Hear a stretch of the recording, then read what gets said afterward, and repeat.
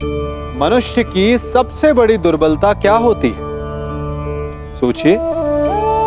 धन, प्रेम, अहंकार। मनुष्य की सबसे बड़ी दुर्बलता होती है उसके रहस्य।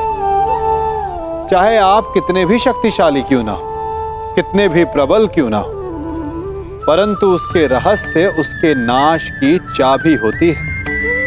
इसलिए यदि प्रबल रहना है, शक्तिशाली रहना है, समर्थ रहना है, तो अपने रहस्य को किसी को भी ना बताएं, ना मित्र को और ना ही शत्रु को, क्योंकि समय पड़ने पर कब कौन शत्रु हो जाए ऐसा कहना संभव नहीं।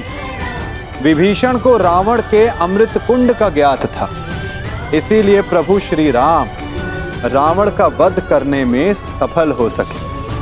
इसलिए उचित यही है कि आप अपने रहस्य को स्वयं तक ही सीमित रखें। विजय और पराजय का निर्णय तो युद्ध के अंतिम दिन होगा हस्तिनापुर युवराज। नियम तो केवल युद्ध का मार्गदर्शन करते हैं। अंत में कौन कितनी सीमा में रहता है और किसे सीमा तोड़ने का दंड मिलेगा, ये तो समय ही बताएगा। उचित है वासुद, परंतु मैंने जो कारण गिनवाए, क्या उसका उत्तर किसी के पास है? अर्जुन, भीम, युधिष्ठिर, किसी के पास उत्तर नहीं है। उत्तर मेरे पास है दुर्योधन।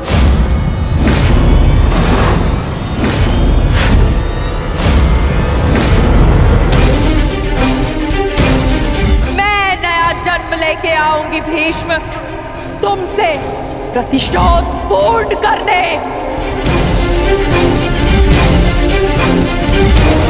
देवी अंबा, प्रतीत होता है गांधारी नंदन युद्ध को भी युद्ध समझ बैठे हैं। युद्ध के पासे भले ही किसी एक के संकेत पे पड़ते हो, परंतु युद्ध के पासे कभी भी पलट सकते हैं। उत्तम विचार द्रुपद नंदिनी, परंतु एक बात समझ में नहीं आई। आप यहाँ क्या कर रही हैं? यहाँ युद्ध के नियम बन रहे हैं, आभूषण नहीं। मेरे आभूषण मेरे अस्त्र है गांधार नरेश। रहा आपके प्रश्नों का उत्तर कुमार दुर्योधन, तो मैं आपको बता दूं कि पांडव पक्ष में आपके हर योद्धा की काट है। तुम्हारे कवच कुंडलधारी मित्र कर्ण का उत्तर है द्रोण शिष्य पशुपतास्त्र धारी कौन्तेय अर्जुन। आपकी अगली सुरक्षा पंक्ति आचार्य द्रोण। तो कदाचित आप भूल रहे हो तो मैं आपको स्मरण करा दूं कि मेरे भाई धृष्टद्युम्न का जन्म द्रोण का वध करने के लिए हुआ है। रही बात आपके प्रिय मामा श्री की, नारायणी सेना की, तो मैं आपको बता दूं स्वयं नारायण पांडवों के मार्गदर्शक है। और शेष रहे आपके कुशल अनुभवी सेनापति गंगा पुत्र भीष्म, तो उन्हें मुक्त करने के लिए मैं स्वयं आप सबके सामने खड़ी हूं।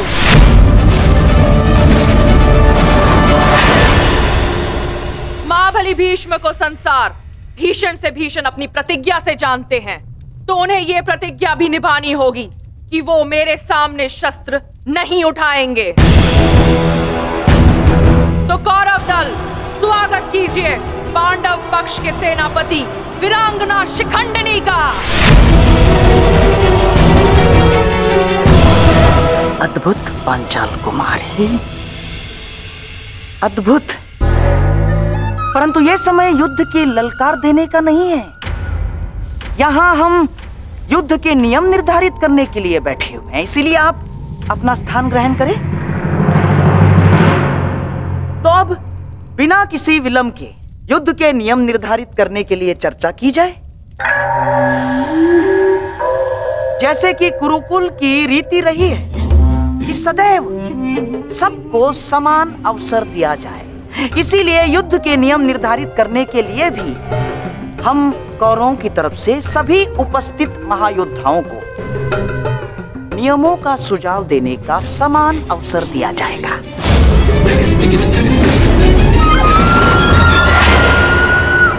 और हाँ, मैं ये जानता हूं कि पांडव पक्ष मामा श्री शकुनी का मुख अधिक समय तक नहीं देख सकते, इसीलिए मैं अपना सुझाव आरंभ में ही दे देता हूं। समस्त आर्यव्रत में युद्ध चाहे जितने भी दिन चले, परंतु आरंभ सूर्योदय से होता है और सूर्यास्त होते ही युद्ध भी थम जाता है।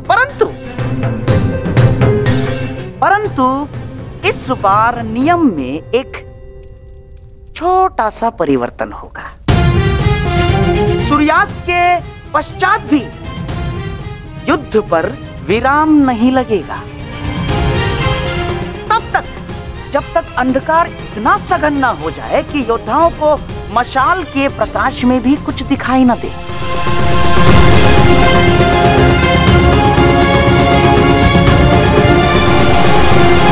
स्वीकार है, परंतु स्मरण रहे मामाश्री, यह नियम सब पर प्रभावी होगा। जब तक अंधकार में मैं देखने में असक्षम ना हो जाऊं, मैं प्रहार करता रहूंगा। और स्मरण तो आपको है ही कि अंधकार में भी अर्जुन अपने लक्ष्य से कभी नहीं चूकता। मेरा भी एक सुझाव है। युद्ध में घायल या लड़ने में असमर्थ या निरस्त्र हुए योद्धा पर विपक्षी प्रहार नहीं करेगा। अति उत्तम मित्र, हमें स्वीकार है। अद्भुत अंगराज, आपका न्याय दर्शन तो सराहनीय है। हमें आपका यह नियम स्वीकार है। समान पद वाले योद्धा समान पद के योद्धाओं से द्वंद्व करेंगे। रथी रथी से द्वंद्व करेंगे, महारथी महारथी से द्वंद्व करेंगे, अश्वरोही से अश्वरोही द्वंद्व करेंगे और गजरोही से गजरोही द्वंद्व करेंगे। एक योद्धा केवल एक योद्धा से युद्ध करेगा। गुट बनाकर कोई भी किसी एक पर आक्रमण नहीं करेगा, किसी के पीठ पीछे कोई प्रहार नहीं करेगा।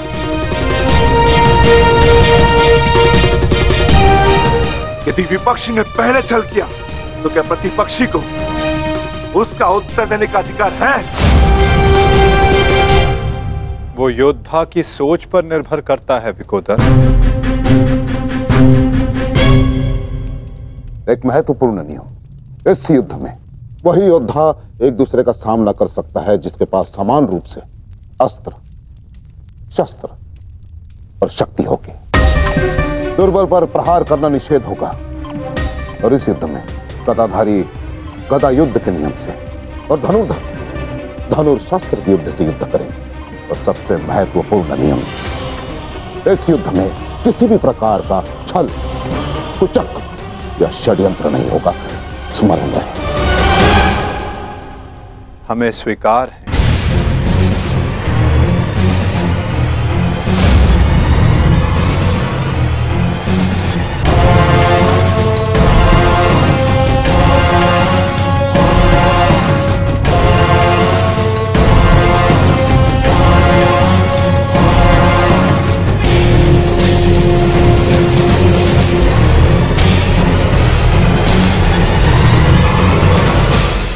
युद्ध के सारे नियम निर्धारित हो चुके हैं, परंतु अभी भी पांडव पक्ष से मुझे एक छोटी सी समस्या है।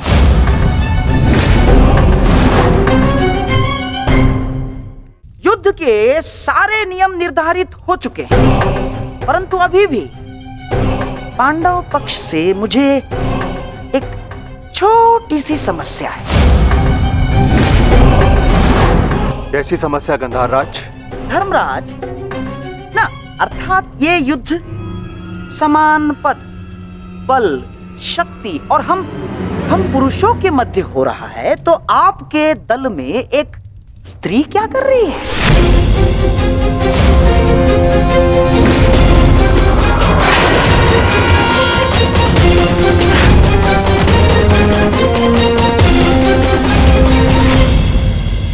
ना, पुरुषों के युद्ध में एक स्त्री का भाग लेना युद्ध के नियमों के विपरीत है धर्मराज। ये नियम आप जैसे द्रुत पुरुषों ने बनाए हैं, जो स्त्री को तुच्छ मानते हैं, केवल वस्तु मानते हैं।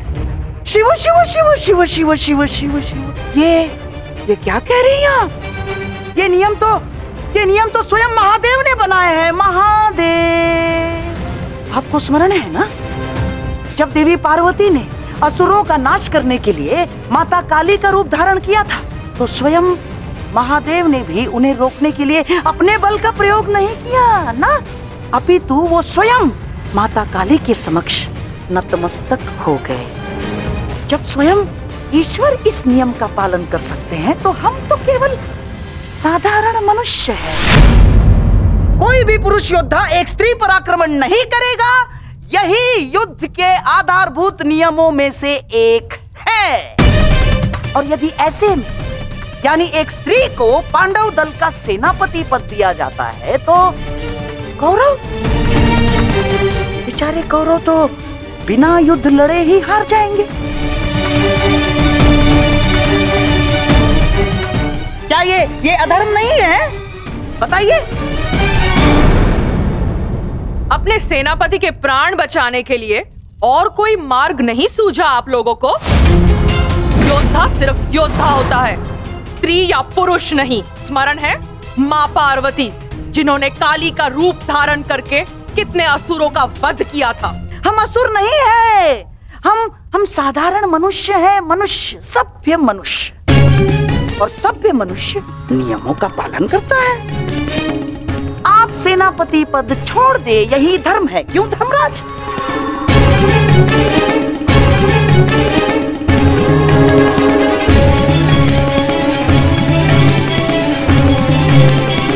हाँ, तो सबके समक्ष युद्ध के सभी नियम निर्धारित हो चुके हैं। हाँ, परंतु अभी भी किसी के मन में शंका कुशंका हो तो यहाँ अपने विचार प्रकट कर सकते हैं।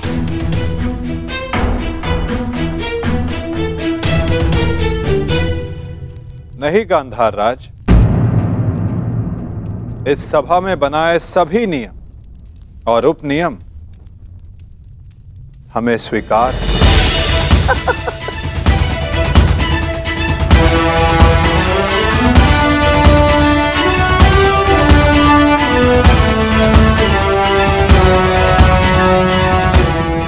प्रणिपात। प्रणिपात।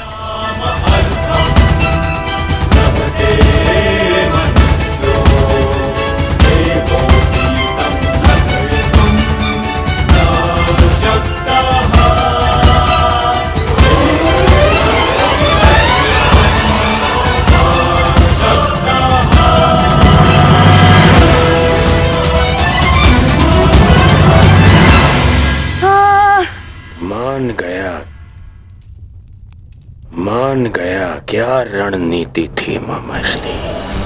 आपकी रणनीति को मैं मान गया मामाश्री। आपकी रणनीति का उत्तर तो आज कृष्ण के पास भी नहीं था। पूरी युद्ध की रचना ही बदल दी आपने साधु। साधु। परंतु सुनो, अब ये साधुवाद देने में समय व्यर्थ ना करो दुर्योधन। हमें केवल ये युद्ध आरंभ ही नहीं करना है, अपितु इस युद्ध को जीतना भी है। और युद्ध में विजय प्राप्त करने के लिए अनुकूल परिस्थितियां बनानी पड़ती हैं।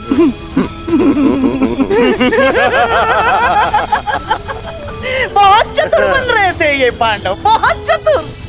परंतु अब इन्हें ज्ञात हो गया होगा कि इनकी हार निश्चित है। हमने जो चाहा वही हुआ है दुर्योधन।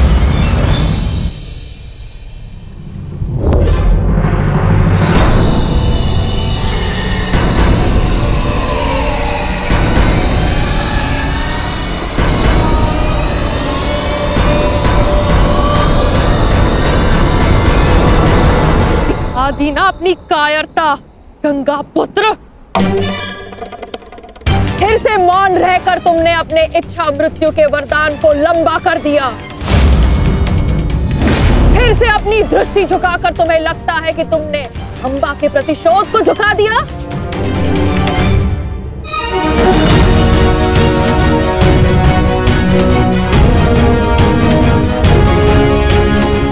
आज सिद्ध कर दिया तुमने कि जब अपने प्राणों का प्रश्न आएगा तो गंगा का बेटा भी अधर्म का मार्ग चुन सकता है। ये आशा तो मां गंगा को भी आपसे ना होगी। ना मैंने नियम बनाए हैं, ना मैं कायर हूं और ना ही अधर्म के मार्ग पर। मैंने तुम्हें वचन दिया था अंबा देवी कि जिस समय मेरे जीवन का कोई उद्देश्य शेष नहीं रहेगा, मैं तुम्हें वो शक्ति प्रदान करूंगा कि तुम मेरे इस जीवन का अंत कर सको। अब वो समय आ गया है। तुम्हें कदाचित विश्वास न हो, परंतु मुझे आशा है कि कुरुक्षेत्र में तुम मुझे मेरे भार से मुक्ति दिला दो। वरदान से मुक्ति जो मेरे लिए श्राप बन गया है, उस मौन से मुक्ति जो पाप बन गया है भीष्म। मेरे अंदर कोई आशाएं शेष नहीं। यदि शेष है तो केवल इस युद्ध का शाप। आपको इतना व्यथित देखकर बड़ी शांति मिली गंगा पुत्र। दाचित, आपको अब अनुभव हो गया है कि कैसा प्रतीत होता है जब मनुष्य के जीवन में कोई आशा, कोई उत्साह ना रहे। स्मरण है भीष्म, यही मेरे जीवन के साथ किया आपने। एक वचन के लिए मेरा पूरा जीवन भस्म कर दिया। परंतु एक बात स्मरण रखना, इतनी सरलता से मैं अपने शत्रु को मुक्त नहीं होने दूंगी। मेरी प्रतीक्षा करोगे तुम गंगा पुत्र कि मैं कब तुम्हें मुक्त करूं। हर पल एक जन्म के समान होगा और प्रतीक्षा का आरंभ होता है अब।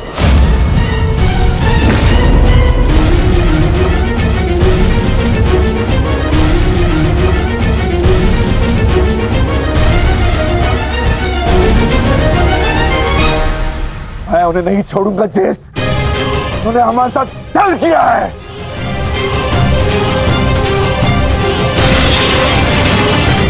दादा भीम, शांत हो जाइए। ठहरो भीम, ये मेरा आदेश है।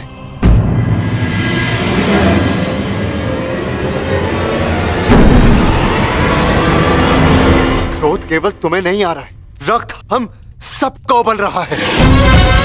एक और हमारे ही मामा श्री को छल के कारण हमारे विरुद्ध युद्ध करना पड़ रहा है,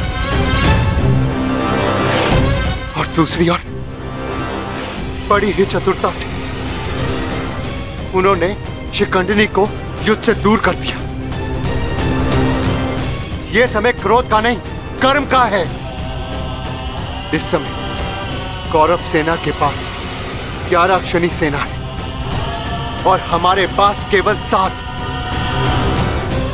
इस समय हमें हमारी शक्ति को एकत्रित करना होगा।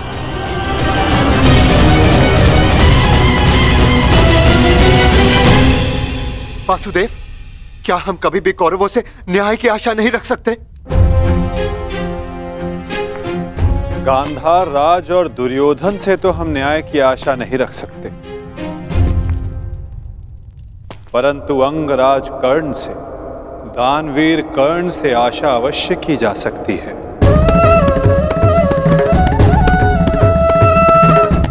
कि वो युद्ध में न्याय का पालन करेंगे, अपने वचन दान का मान रखेंगे। हम सब ने देखा कि अंगराज ने कौरवों के पक्ष में होते हुए युद्ध के लिए कैसे न्याय संगत नियम बनाए। परंतु वासुदेव, वो दुर्योधन के विरुद्ध कभी नहीं जाएगा और उस दुर्योधन से मुझे न्याय की कोई आशा नहीं।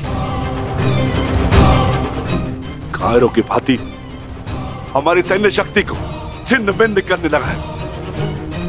ज्येष्ठ, बहुत हो गई सभा, बहुत बन कर नियम, अब बस। अब समय आ गया है उस दुर्योधन को उचित उत्तर देने का। ठहरो भीम।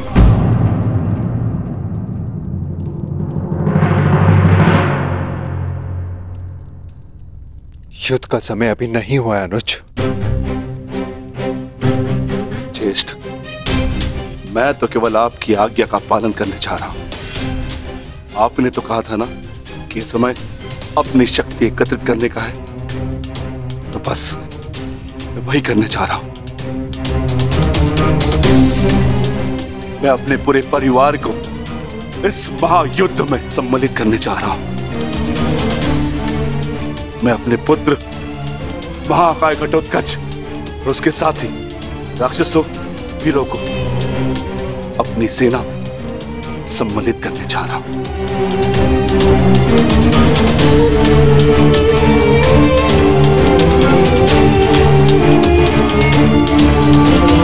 तुम उचित कह रहे हो अनुज। तुम्हें शीघ्र अतिशीघ्र यहां से प्रस्थान करना चाहिए।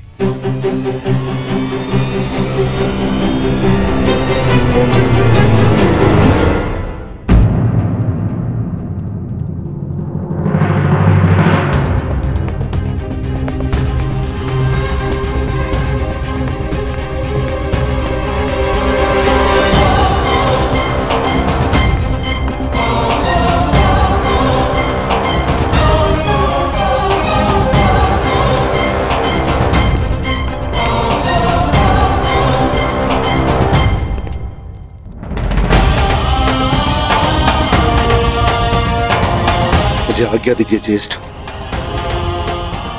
मैं प्रस्थान कर रहा हूं।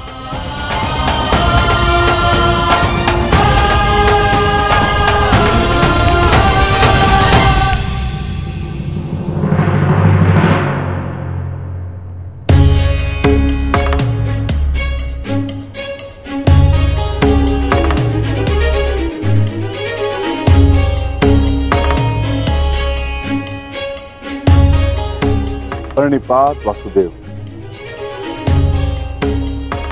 मैं अपने पुत्र को लेने जा रहा हूं, आशीष दीजिए।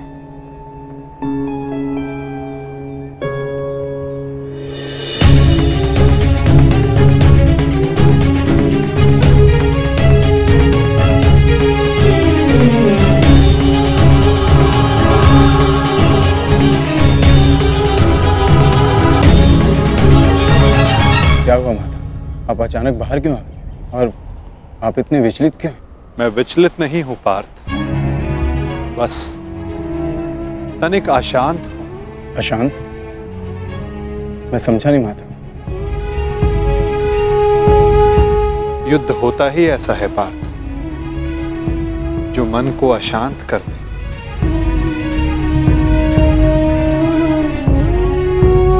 समय एक बहती धारा के समान होता है पार्थ। धारा का स्वर हमारे मन को आनंदित करता है, परंतु ये आवश्यक नहीं कि उस धारा का स्वर सदैव हमारे मन को आनंदित ही करे, उसे विचलित ना करे। फिर ये विचलन क्यों माता?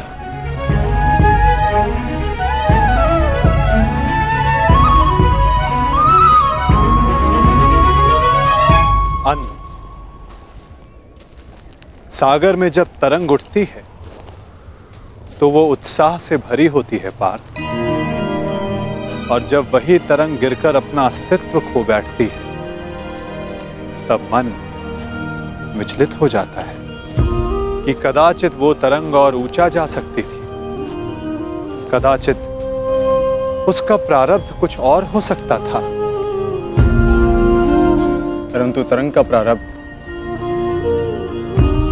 ही उठना और गिर जाना है माता, है ना? तो फिर इसमें अशांत और विचलित होने की क्या बात है?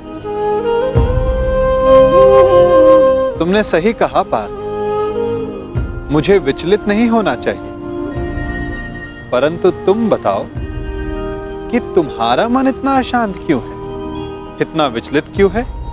ऐसा कौन सा भाव है जो तुम्हें कष्ट दे रहा है? बोलो पार्थ। दानवीर कर्ण से आशा अवश्य की जा सकती है कि वो युद्ध में नियमों का पालन अवश्य करेंगे।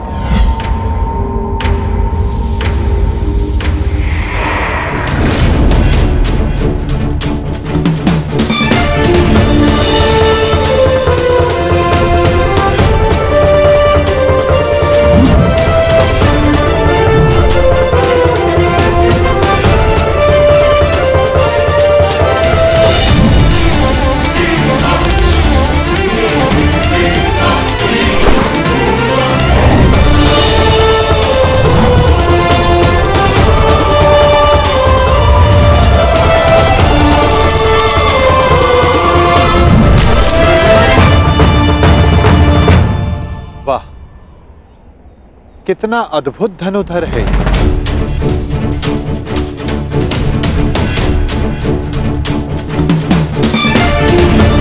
वासुदेव, आप प्रणिपात। ये मेरा सौभाग्य है कि मैं आपसे टकराया।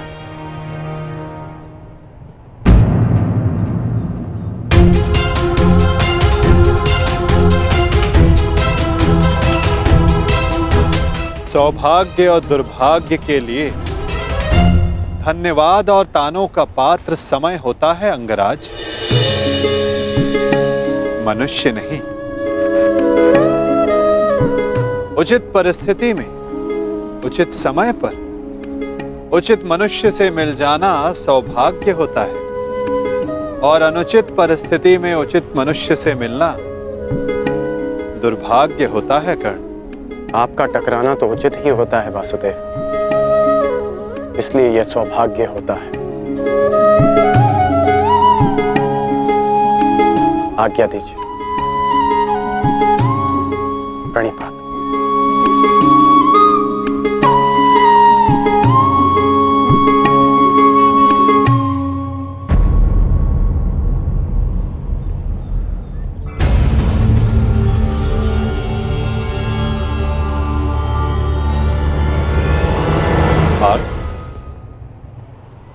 इसके शब्दों की भांति इसके बाण भी कितने अमोघ हैं ना। शब्दों का तो ज्ञात नहीं, परंतु लक्ष्य भेद करने के लिए मेरे बाण कर्ण से अधिक शक्तिशाली और तीव्र हैं माधव, और ये बात आप भली भांति जानते हैं। आज किसी के शब्दों में धार दिखाई दे रही है पार्थ।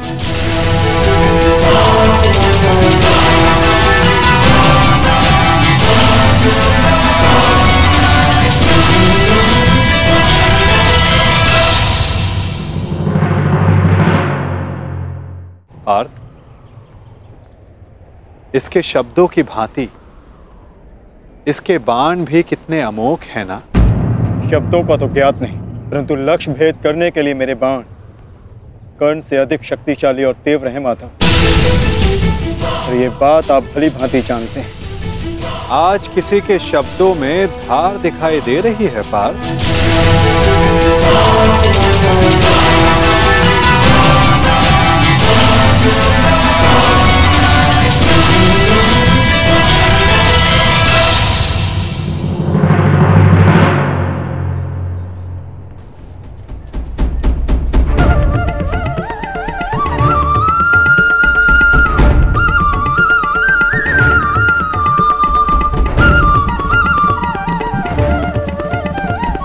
अब बता भी दो अपने सखा को, ऐसी कौन सी बात है जो प्रतिपल तुम्हें और अधिक अशांत किए जा रही है पार्थ। आप तो ऐसे कह रहे हैं माधव, जैसे कि आप तो कुछ जानते ही नहीं। कैसे जानूंगा, मैं कोई अंतर्यामी थोड़ी ना हूं। वाह माधव, जो संसार में कोई नहीं देख सकता उसे आप देख लेते हैं,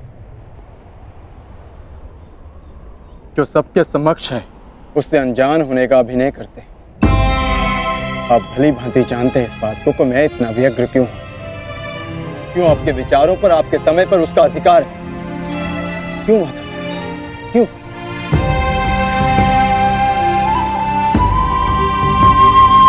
प्रशंसा उसकी की जाती है पार्थ जो प्रशंसा के योग्य होता है। महत्व उसे दिया जाता है जो महान होता है। और समय उसे दिया जाता है जो स्वयं समय को परिवर्तित करने की शक्ति रखता हो। और मैं क्या, कर्ण की कुशलता और लगन को देखकर उस पर कोई भी मोहित हो सकता है। ऐसा कोई नहीं जो कर्ण की कुशलता को अनदेखा कर सके। केवल उनके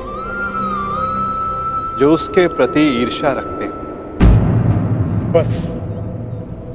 बस माधव, रुक जाइए।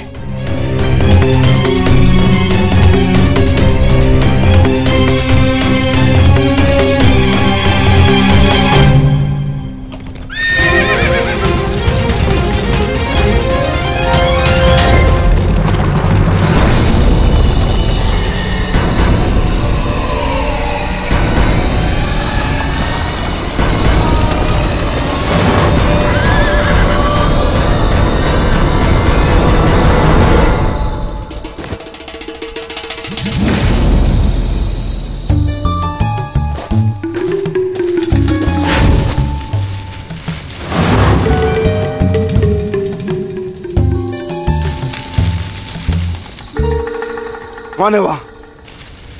कौन है जो मेरा पीछा कर रहा है? यदि साहस है तो सामने आ।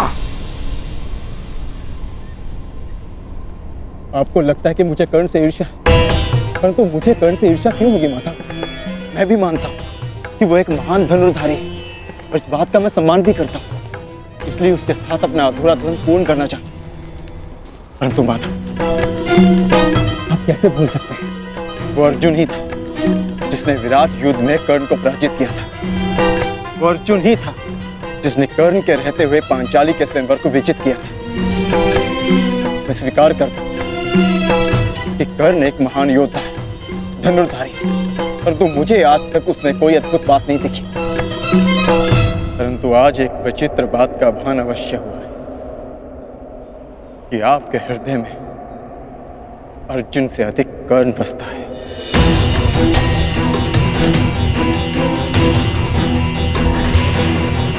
पार्थ, विराट युद्धगाह में तुमने नहीं, सूर्यास्त ने उसे परास्त किया था।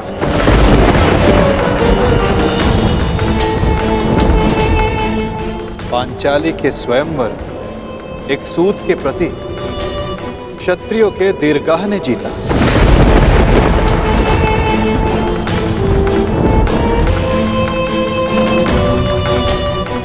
और रही बात मेरे मन में सम्मान की, तो पार्थ, मेरे मन में, मेरे हृदय में जितना सम्मान तुम्हारा है, उतना ही सम्मान अंगराज कर्ण का है। पार्थ,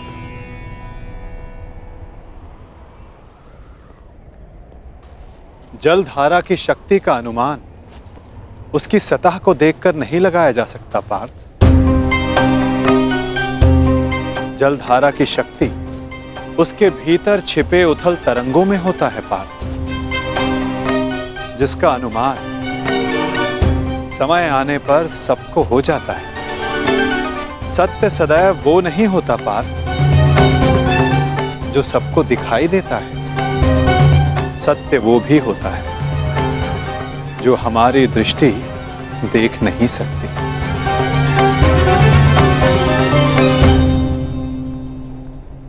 और बहुत शीघ्र तुम्हें उसका अनुमान भी हो जाएगा।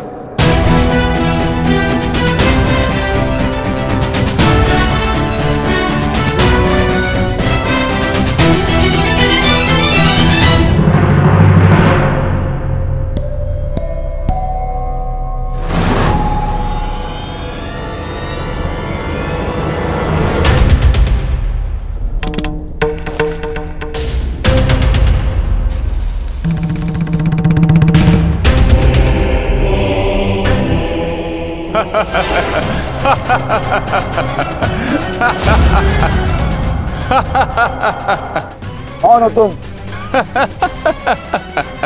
तुम्हें अनुमान भी है किस पर हंस रहे हो? जानते हो मैं कौन हूं? तो मेरा नाम क्या है? बता दीजिए ना भद्र। आपका रूप देखकर तो भय लगता नहीं, कदाचित आपका नाम इतना भयंकर हो जिसे सुनकर मेरी हंसी चली जाए। तुम जानते हो मैं कौन हूं? यदि मैंने अपना परिचय दे दिया तो तुम श्वास भी नहीं ले पाओगे। और यदि मैंने आपके कर्मों का दंड दे दिया तो आप अपना नाम भी भूल जाएंगे भद्र।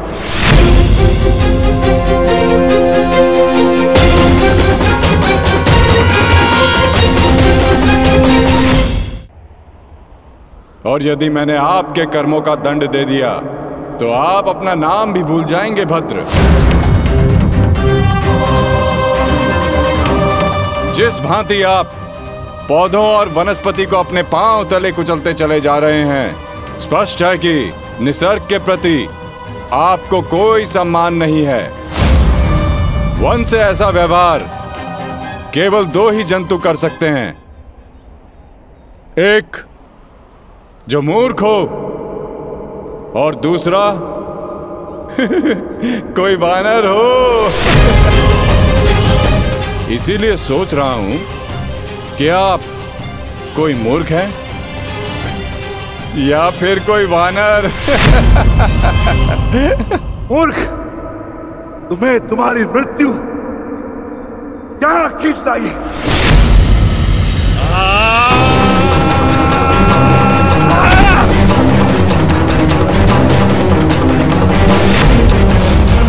बड़ा चतुर बनता है, तुझे अभी मैं सिखाता हूं कि बड़ों के साथ कैसे व्यवहार करना चाहिए। कुछ भी सीखने के लिए मैं सदा प्रस्तुत हूं भद्र, आगे बढ़िए।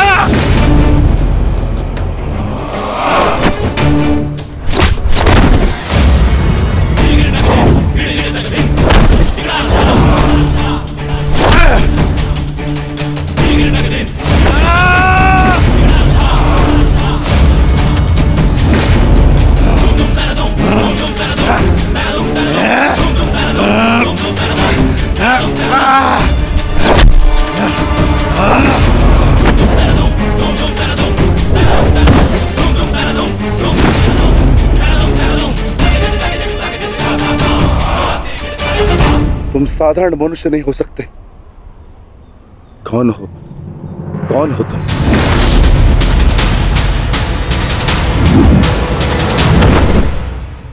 कहा था ना अपना परिचय देना भूल जाओगे। अब सुनो मेरा परिचय। मैं हूं बर्बरीक, घटोत्कच पुत्र बर्बरीक।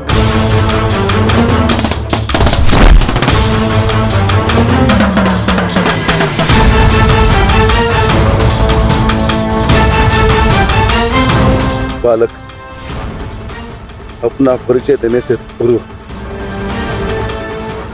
मेरा नाम तो जान लेते।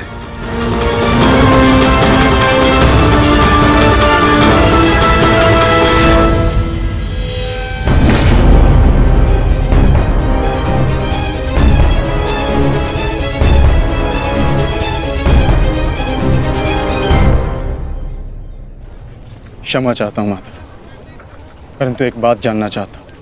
ऐसा क्या है उस कर्ण में जो वो कर सकता है और वही सब उससे अधिक कुशलता से मैं कर सकता हूँ। अवश्य पार्थ, अवश्य तुम कर सकते हो, परंतु कर सकने में और कर लेने में बड़ा अंतर होता है पार्थ। अर्थात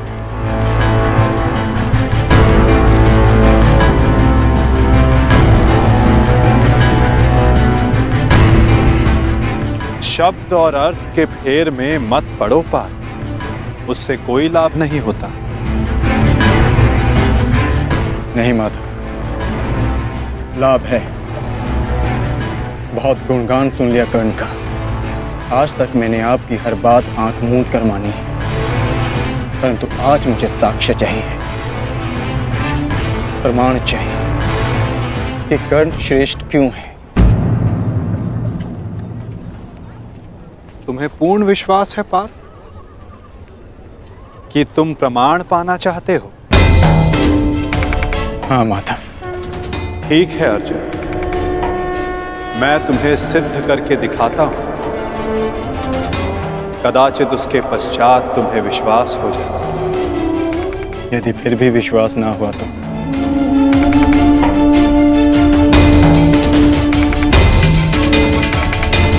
मैं वचन देता हूं पार्थ, कर्ण की प्रशंसा तो दूर, तुम्हारे समक्ष उसका नाम तक नहीं लूंगा।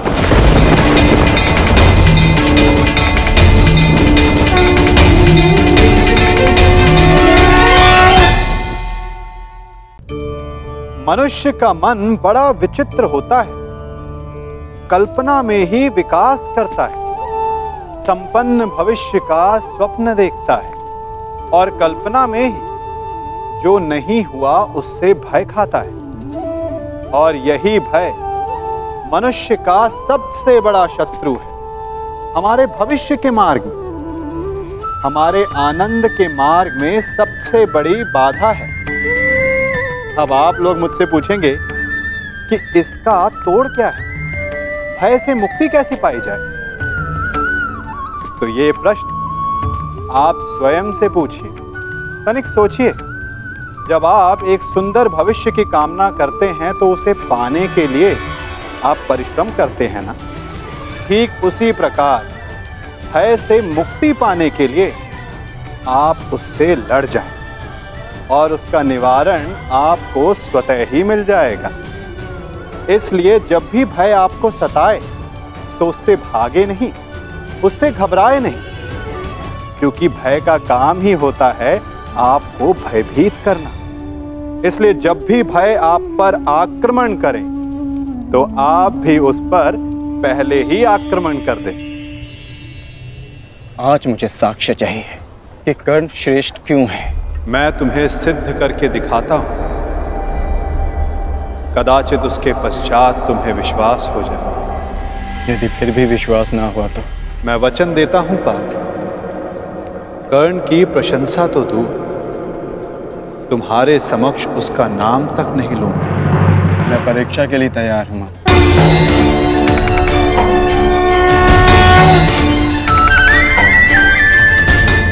उन दो पर्वतों को देख सकते हो पार्थ?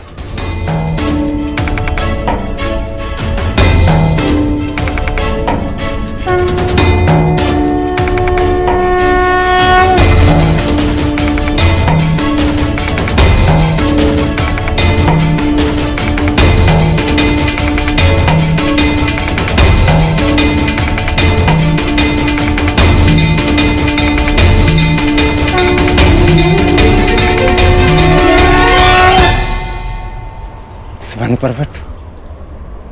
हाँ पार्थ, अब ये दोनों पर्वत स्वर्ण में परिवर्तित हो चुके हैं। अति सुंदर। स्वर्ण वो वस्तु होती है पार्थ जिसे हर कोई अर्जित करना चाहता है। और अब मैं ये कहता हूं कि इन दोनों स्वर्ण पर्वतों पर तुम्हारा अधिकार है। और मैं ये चाहता हूं कि इन दोनों स्वर्ण पर्वतों को समान मात्रा में बांटकर इन ग्राम वासियों में दान कर दो। परंतु पार्थ, एक बात का स्मरण रखना, इन पर्वतों का सारा स्वर्ण दान करना होगा। स्वीकार है तुम्हें?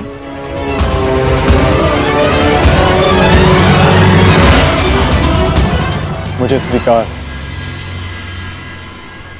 आज्ञा दीजिए मां। ग्रामवासियों,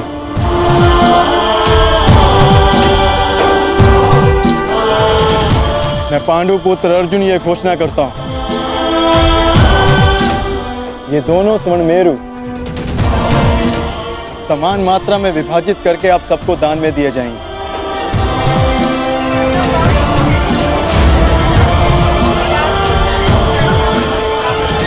इसलिए आप एक पंक्ति में खड़े हो जाएं और अपना अपना भाग लेकर आगे जाएं और विश्वास रखिए सबको समान मात्रा में स्वर्ण मिलेगा। पांडु पुत्र अर्जुन के, पांडु पुत्र अर्जुन के, पांडु पुत्र अर्जुन के, पांडु पुत्र अर्जुन के।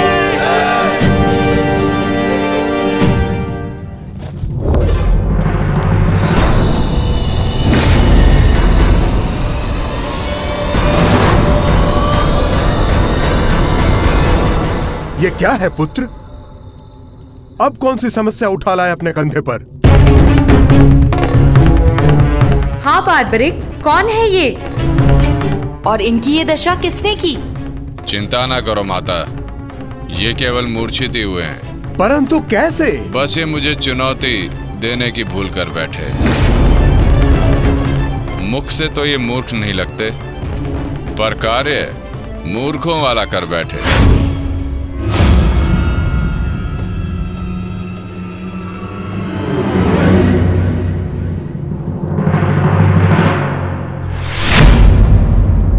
पिताश्री,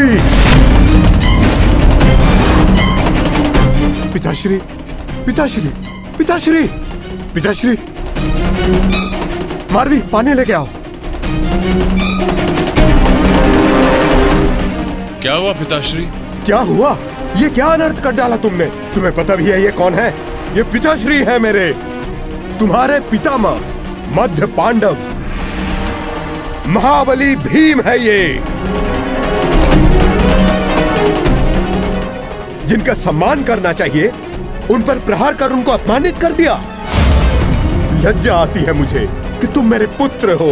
हाँ, जो तुमने किया वो मूर्खता नहीं पाप है।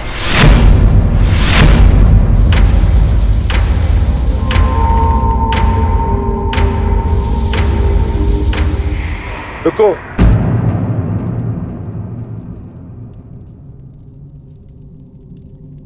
पिताश्री, मैं अपने मूर्ख पुत्र की ओर से क्षमा मांगता हूं।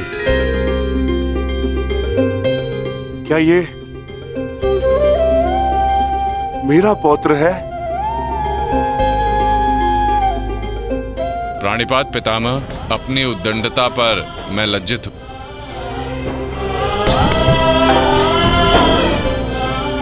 और मैं गर्वित हूं कि तुम मेरे पौत्र हो।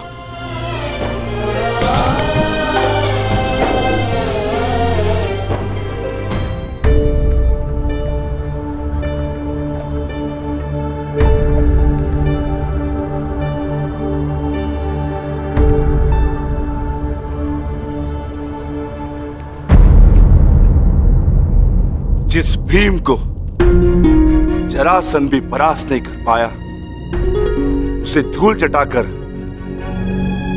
बार्बरिक ने यह सिद्ध कर दिया वो कुशल योद्धा है। मैं बहुत प्रसन्न हूं ये जानकर कि तुम्हारी धमनियों में मेरा रक्त बह रहा है। जीते रहो पुत्र। आज बहुत समय के पश्चात तुमसे द्वंद्व करके मुझे बहुत आनंद आ गया। परंतु पिताश्री, आपके यहां आने का प्रयोजन क्या था? प्रयोजन है पुत्र, और वो प्रयोजन तुम्हें और बार्बरिक को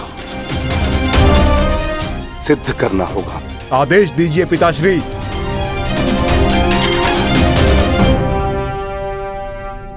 कौरवों और हमारे मध्य महायुद्ध आरंभ होने वाला है। तुम मेरे वंश के वीर हो, हमारे पक्ष को शक्तिशाली बनाने के लिए मुझे इस महायुद्ध में मेरे परिवार की आवश्यकता है। मुझे मेरे कुशल और बलवान पुत्र और पौत्र की आवश्यकता है। क्या तुम मेरा साथ दोगे? हम आपके आदेश के अनुपालन के लिए प्रस्तुत हैं पितामह।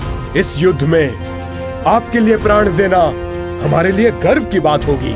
मेरा परिवार मेरे साथ है तो इस महायुद्ध में हमारी विजय निश्चित है।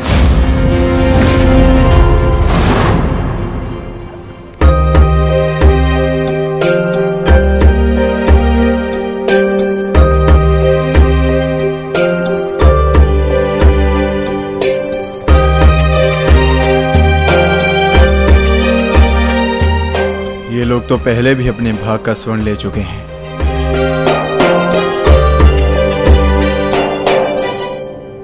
ये लीजिए माते। पुत्र, ये युद्ध संसार के इतिहास का सबसे भीषण युद्ध है। क्या तुम्हें भय नहीं लग रहा? माते, क्या आपको अपने पुत्र पर विश्वास नहीं है? मैं एक योद्धा हूँ और मेरा जन्म एक दैत्य परिवार में हुआ है। युद्ध से भयभीत होना न एक योद्धा का धर्म है और न ही दैत्य का गुण। आपके पुत्र का कौशल युद्ध में निसंदेह महत्वपूर्ण साबित होगा। मैं नहीं जानता कि कौन उचित है और कौन अनुचित, कौन दोषी और कौन पीड़ित। मैं युद्ध लड़ूंगा तो केवल न्याय के लिए।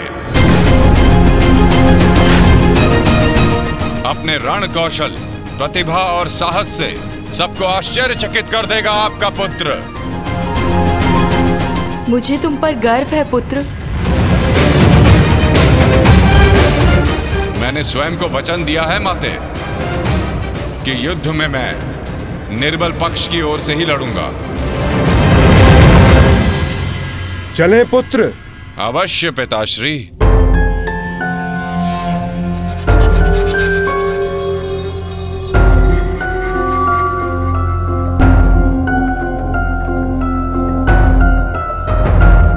रुक जाइए, थोड़ा विश्राम करते हैं। कुछ समय पश्चात पुनः प्रारंभ करें।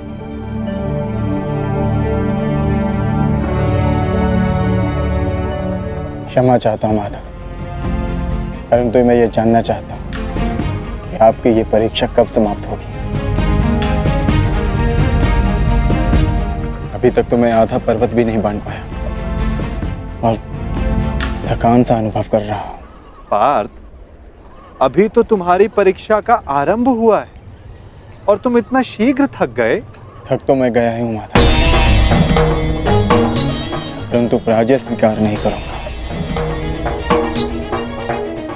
क्षमा चाहता हूं माधव, परंतु अभी तक मुझे आपकी इस परीक्षा में आपका उद्देश्य समझ नहीं आया। ठीक है पार्थ, मैं तुम्हें अपना उद्देश्य बताता हूं। इस कहानी का दूसरा कोण तुम्हारे समक्ष लाता हूं।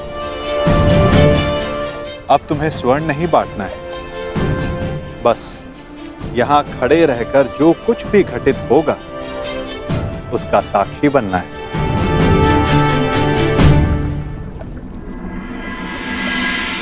दिव्य दृष्टि से, बाण शक्ति से जीते ये सारा रण। शांत चित धरे, आत्मबल भरे, जीते हर बाधा गण। सूर्य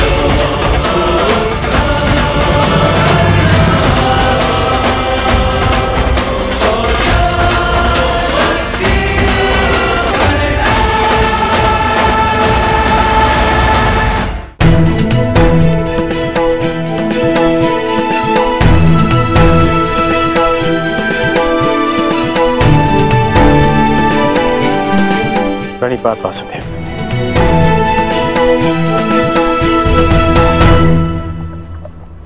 आदेश कीजिए कि कैसे आपने मुझे स्मरण किया। मित्र, एक महत्वपूर्ण कार्य के लिए तुम्हारी सहायता चाहिए मुझे।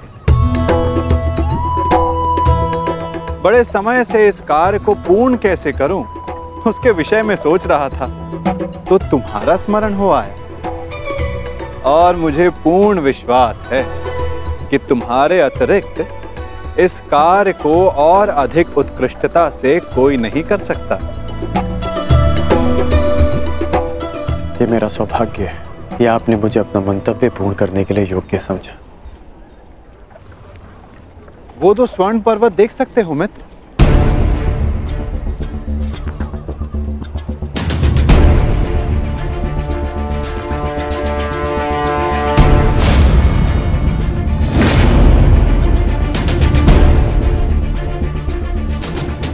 अब इन स्वर्ण पर्वतों पर तुम्हारा अधिकार है और मैं चाहता हूं कि इन स्वर्ण पर्वतों को तुम समान मात्रा में बांटकर इन ग्राम वासियों में दान कर दो। परंतु एक बात का स्मरण रखना मित्र, इन दोनों स्वर्ण पर्वतों का सारा स्वर्ण दान करना होगा। जो आदेश वासुदेव।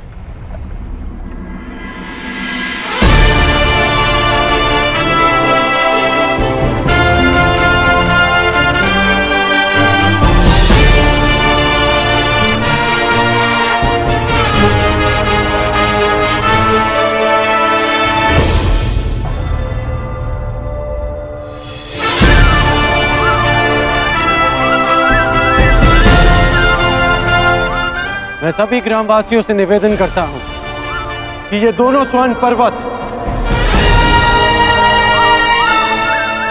अब आपके अधीन है। आप सब जाकर इस सारे स्वर्ण को आपस में समान भाग में बांट लें।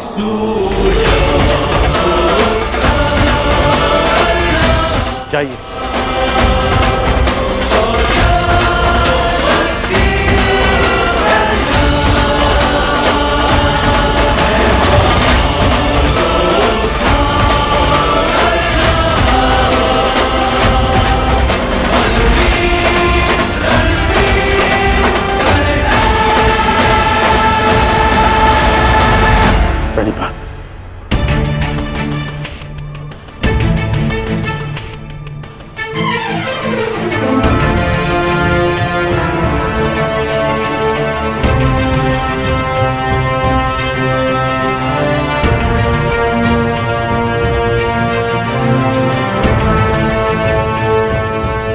तुम्हें ये स्वर्ण इन ग्रामवासियों में बांटना था, परंतु तुम भी इन ग्रामवासियों की भांति ही स्वर्ण के प्रति आकर्षित हुए। कदाचित तुम स्वर्ण को ऐश्वर्य और सम्मान प्राप्त करने की वस्तु समझते हो। तुमने अपने अनुमान से इस स्वर्ण को इन लोगों में दान किया, परंतु तुम्हें इसका ज्ञात नहीं था कि किसको कितनी आवश्यकता है। और कर्ण के मन में इस स्वर्ण को लेकर कोई आकर्षण, कोई लालच नहीं था पार्थ। और ये सब ग्रामवासियों में दान करके वो वापस लौट गया। पार्थ, जिस पर दान करने का उत्तरदायित्व हो, उसके मन में वस्तु के प्रति लोभ नहीं होना चाहिए।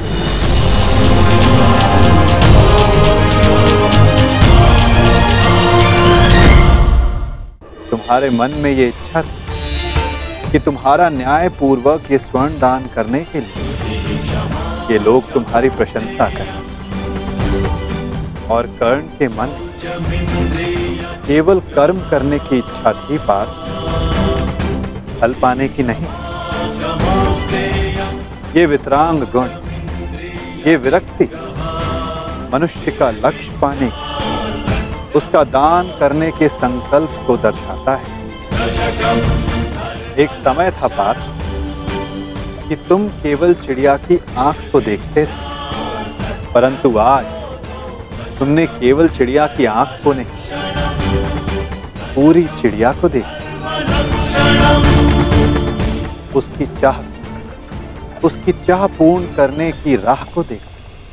और यही अंतर है तुम में और कर्ण में पार्थ। वही अंतर जो एक सामान्य मनुष्य और विशेष मनुष्य में होता है। मैं आपका तात्पर्य समझ गया माता। और ये भी समझ गए कि आपके हृदय में कर्ण का स्थान मेरे स्थान से ऊपर क्यों है। नहीं पार्थ, ऐसा नहीं है। तुम भी मेरे लिए अत्यधिक प्रिय हो, परंतु जैसा कि मैंने पहले भी कहा, जितना प्रेम, जितना सम्मान मेरे हृदय में कर्ण के लिए, उतना ही प्रेम, उतना ही सम्मान तुम्हारे लिए भी मेरे हृदय में है पार्थ। परंतु कर्ण के प्रति मैं तुम्हारा दृष्टिकोण बदलना चाहता हूं। जिस प्रकार, जिस दृष्टि से मैं कर्ण को देखता हूं, उसी दृष्टि से तुम्हें भी दिखलाना चाहता हूं पार्थ। मैं तुम्हें केवल ये बताना चाहता था पार्थ कि क्यों कर्ण को दानवीर कर्ण के नाम से जाना जाता है। मैं समझ गया माता, आप धन्य हैं।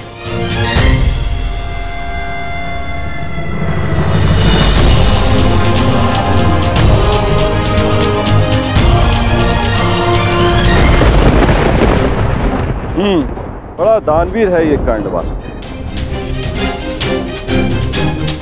आपकी परीक्षा तो पूर्ण हो गई, अब मेरी बारी। अब मैं बताऊंगा कि दानवीर होने के नाम पर कितना बड़ा ढोंग कर रहा है ये कर्ण। अब केवल अर्जुन को ही नहीं, पूरे संसार को ज्ञात होगा ये सूर्यपुत्र कर्ण कितना महान दानवीर है।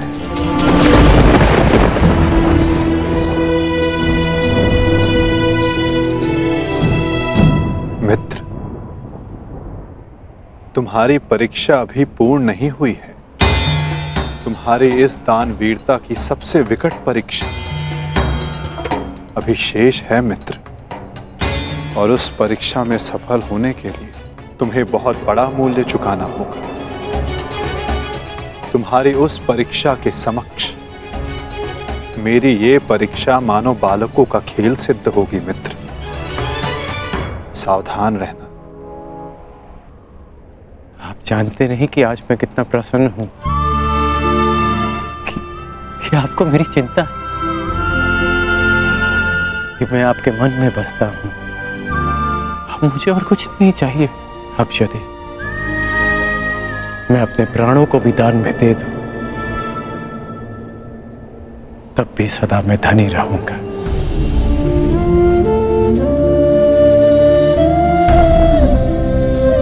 बड़ी बात वासुदेव।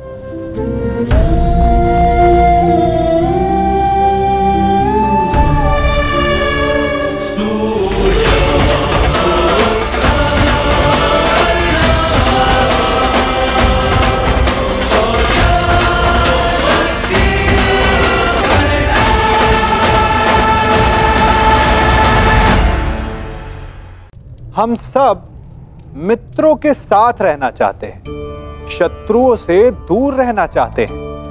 क्यों? क्योंकि हमें जीवन में आनंद पाना है, जीवन में आगे बढ़ना है, स्वयं को संपन्न देखना है। और यदि किसी से भी आप पूछेंगे कि जीवन में सफलता पाने के लिए सबसे अधिक आवश्यकता किसकी होती है, तो हर एक आपको लगभग एक ही उत्तर देगा। सफलता प्राप्त करने के लिए आपको सच्चे मित्रों की आवश्यकता होती है। परंतु यदि आपको और अधिक सफल होना है, तो आपको केवल मित्रों की नहीं, शत्रु की अधिक आवश्यकता है।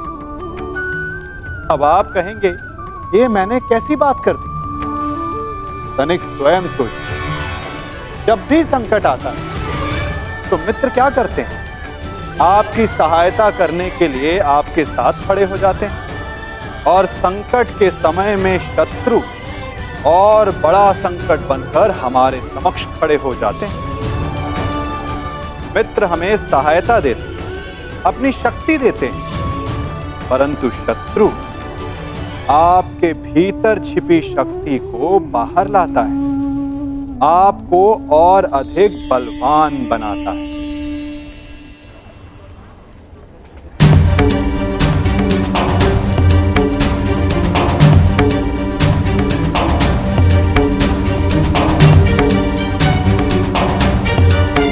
क्या हुआ माधव?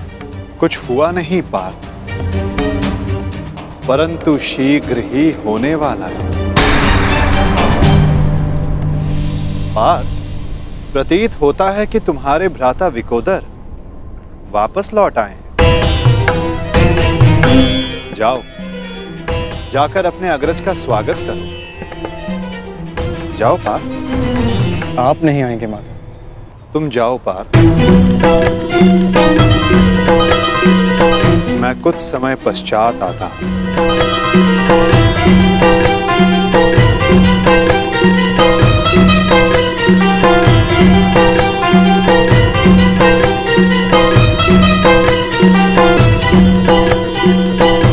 मुझे क्षमा कर देना वीर बर्बरीक। बस करो नकुल, मुझे कुछ नहीं हुआ है। कुछ नहीं हुआ? राधा भीम, आप अपनी दशा देख रहे हैं? किसने किया ये सब? बस एक बार उसका नाम बता दीजिए, जीवित नहीं छोड़ूंगा उसे। मैंने।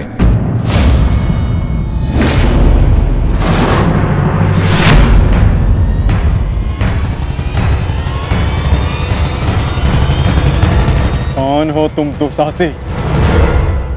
आपका पौत्र पितामह।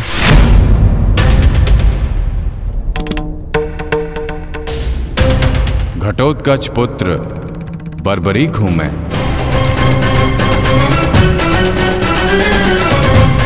इसकी मार से जो चिन्ह मेरे शरीर पर पड़े हैं, इसका अर्थ तुम समझते हो अर्जुन? इसका अर्थ है कौरवों पर हमारी विजय तो निश्चित है अनुज।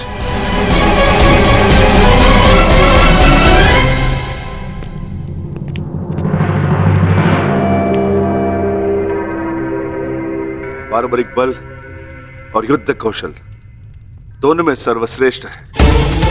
इस महायुद्ध में इसका सामना कोई नहीं कर पाएगा और मुझे विश्वास है कि बार्बरिक अकेला ही इस महायुद्ध को समाप्त करने में सक्षम है। तो ये तो बहुत प्रसन्नता की बात हुई।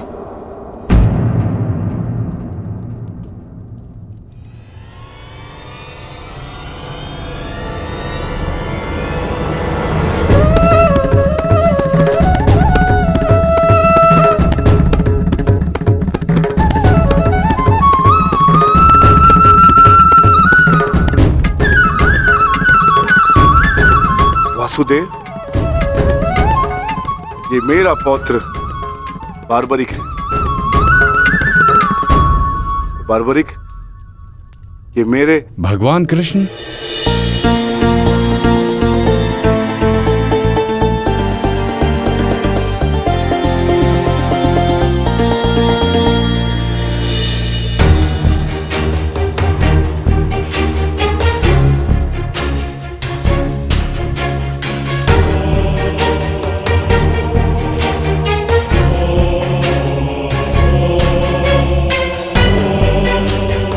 बचपन से आपकी कथाएं सुनकर ही बड़ा हुआ हूं प्रभु।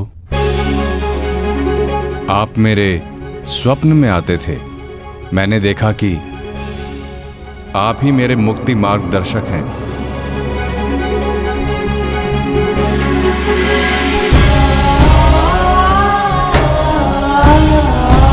आप ही मुझे मेरे परम लक्ष्य तक पहुंचाएंगे ना प्रभु?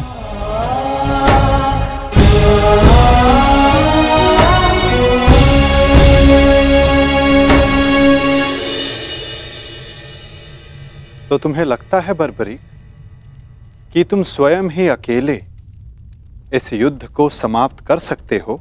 आप आदेश दें तो। और ऐसा करने के लिए तुम्हें कितना समय चाहिए बर्बरीक? आप सब बताएं। कि आपके अनुमान से कितना समय लगना चाहिए? जो भीम ने बताया उसके अनुसार 1 माह। 1 पखवाड़े में भी हो सकता है। 2 दिन। नहीं, केवल 1 दिन।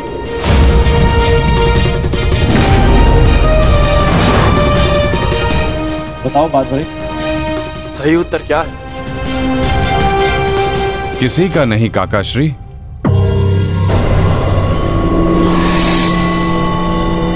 तो बताओ बर्बरी, कितना समय लगेगा तुम्हें? केवल उतना जितना 3 बाणों का संधान करने में लगता है।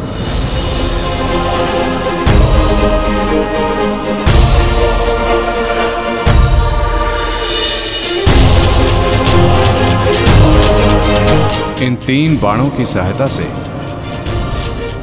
मैं इस युद्ध को 3 पल में समाप्त कर सकता हूं।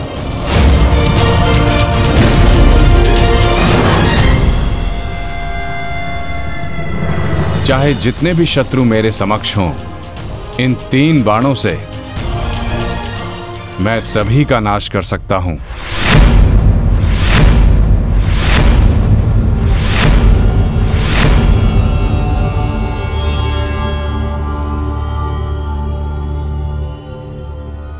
मैं केवल कथनी पर विश्वास नहीं करता बर्बरी, मुझे करनी का प्रमाण चाहिए।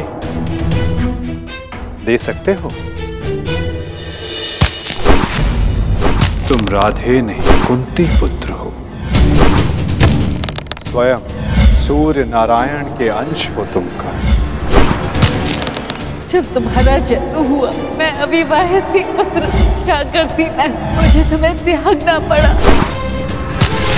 क्रोध, अशांति, पीड़ा ध्यान केंद्र में सबसे बड़ी बाधा है। अपने क्रोध को, अपनी अशांति को, अपनी पीड़ा को शस्त्र बनाकर इसका उपयोग करो। कौन? उपयोग करो।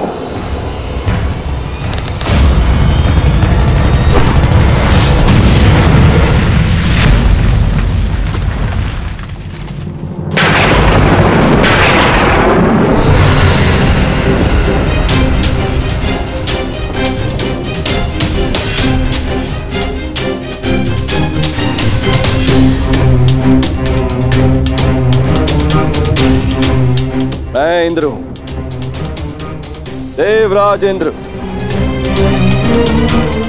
सूर्य को भी अपने नियंत्रण में कर सकता। तो तुम क्या हो?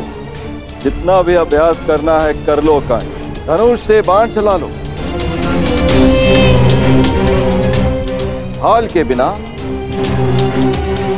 योद्धा को मरना ही होता है।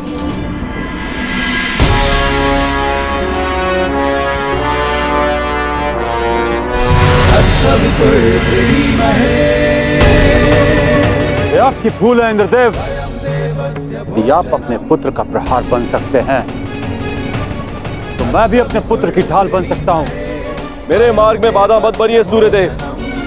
जितना प्रयास करना है कर लीजिए, परंतु इस दानवीर कर्ण को कोई नहीं बचा सकता। करना क्या चाहते हैं इंद्रदेव? वही जो मैं सदा से करता आया हूं, अपने शत्रु की दुर्बलता से लाभ उठाना।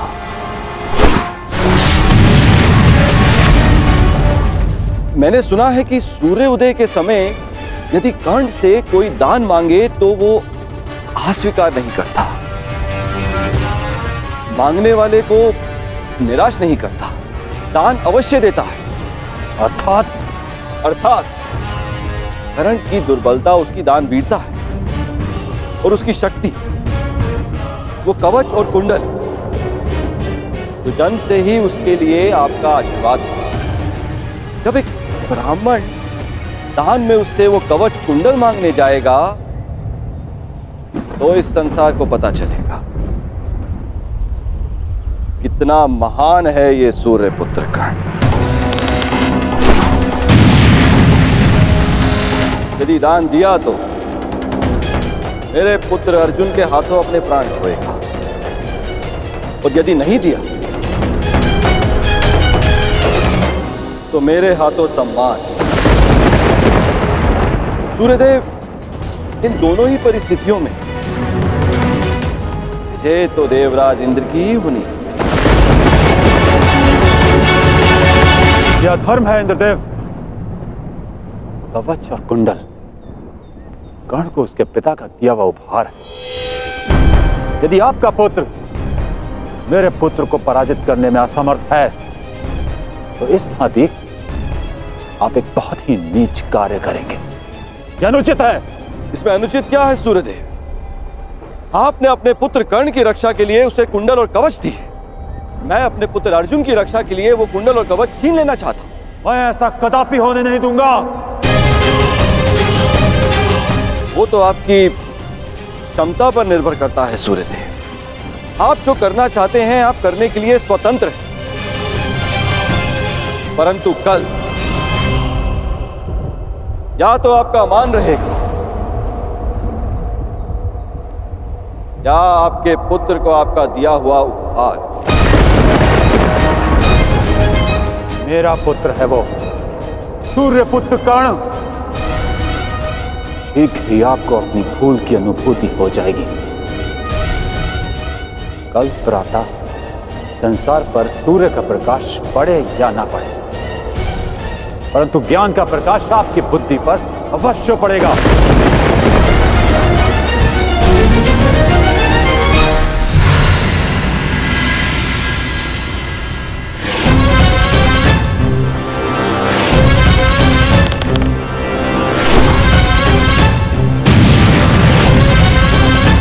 किसी कर्ण ने कहा था, यह युद्ध एक यज्ञ है और यज्ञ को सफल बनाने के लिए त्याग और दान करना होता है। सूर्यदेव, तुम्हारे इस पुत्र कर्ण को अपने प्राणों का बलिदान देना होगा।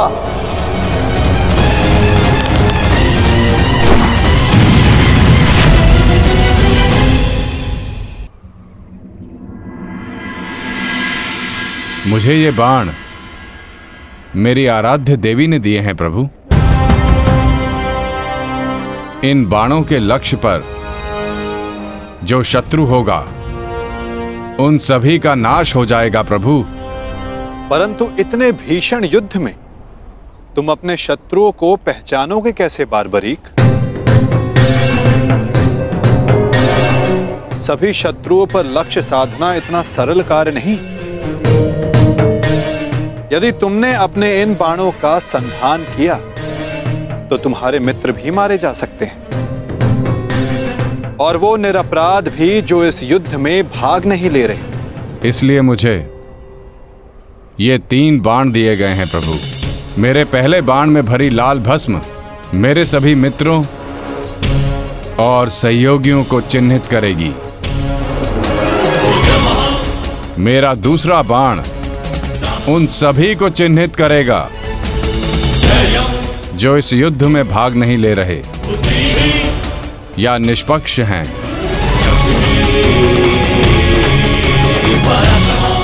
और ये तीसरा बाण एक क्षण में उन सभी का अंत कर देगा जिन्हें मैंने चिन्हित नहीं किया, अर्थात मेरे शत्रुओं का नाश। असंभव। मैं नहीं स्वीकारता। प्रत्यक्ष को प्रमाण की आवश्यकता नहीं है माधव। मैं यहां हूं, आप यहां हैं, और मेरे बाण भी। आप चाहें तो मेरा परीक्षण यहीं ले सकते हैं। बस लक्ष्य बताएं। तो ठीक है बारबरीक, लक्ष्य भी तुम्हारे समक्ष प्रस्तुत है। इस वृक्ष को देख रहे हो? इस वृक्ष के सभी सूखे पत्तों को अपना लक्ष्य बनाओ। परंतु स्मरण रखना बारबरीक, इस वृक्ष का कोई भी हरा पत्ता या कोई भी अध सूखे पत्ते का लक्ष्य भेदन नहीं होना चाहिए। स्वीकार है? आदेश का पालन होगा।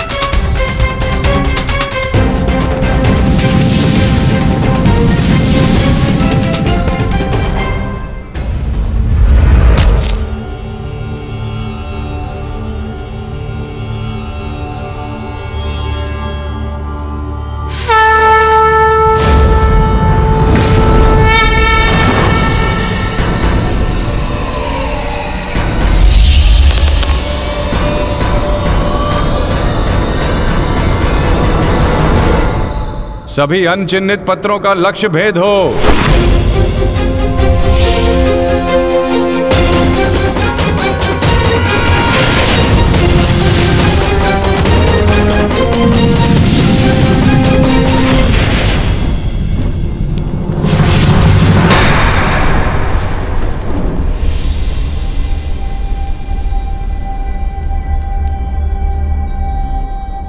प्रतीत होता है कि कोई सूखा पत्ता शेष रह गया है बारबरीक। तुम असफल हुए। न मैं असफल हुआ हूं और ना मेरा तीर कोई लक्ष्य छोड़ेगा।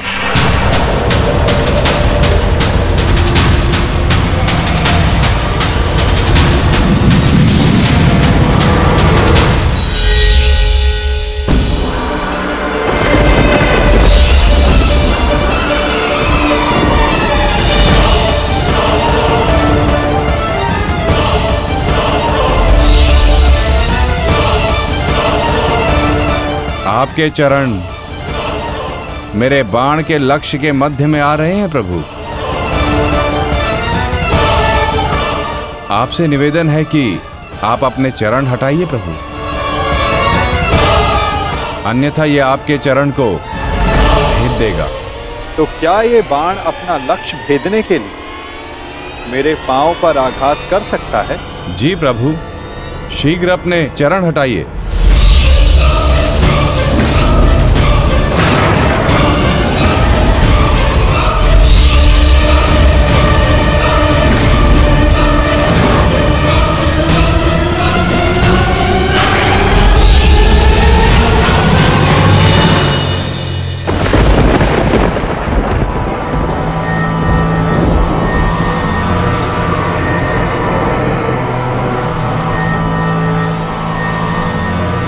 ये क्या किया वासुदेव? मेरा वरदान था कि ये बाण कभी लक्ष्य चूकेंगे नहीं। मैं वासुदेव आपके वरदान का मान अवश्य रखूंगा।